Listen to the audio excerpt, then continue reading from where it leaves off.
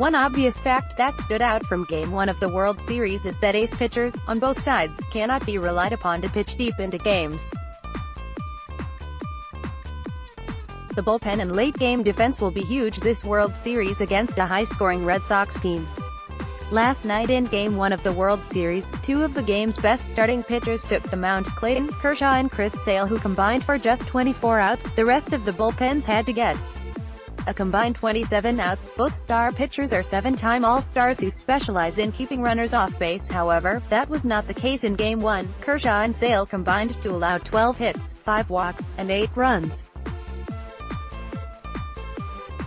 Neither starter worked more than 4 innings, which is rare for them even at this big of a stage, despite their postseason struggles.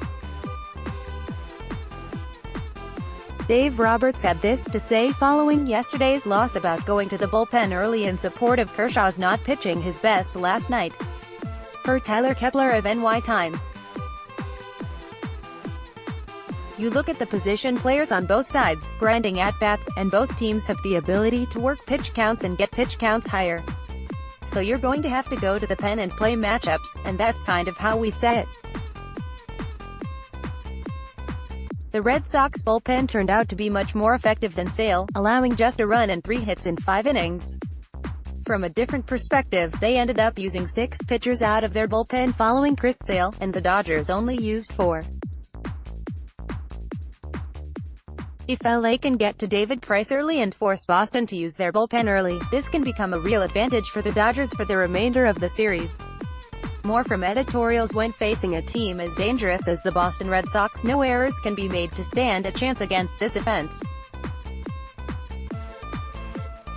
Already down 1 game in the series, the Dodgers especially need to be locked in and limit their defensive miscues. Although the scoreboard states there were 0 errors in the game, the Dodgers had tiny mistakes that turned out big and ended up costing them in key situations.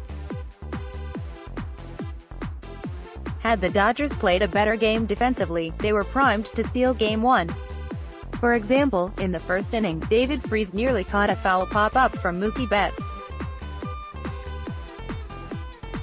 Betts eventually became the first run of the game that inning, and these kinds of mistakes cannot happen against a top 3 player in baseball.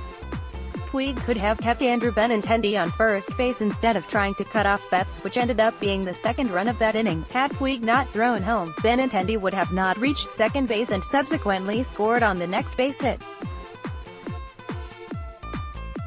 Next, how do the Dodgers stack up against David Price? Later in the game, there was a missed chance on a double play as Brian Dozier made a slow turn.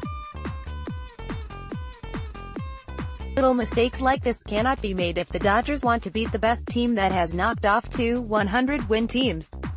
Coach Dave Roberts and company are sure to be looking to correct these mishaps before Game 2 starts tonight in Boston.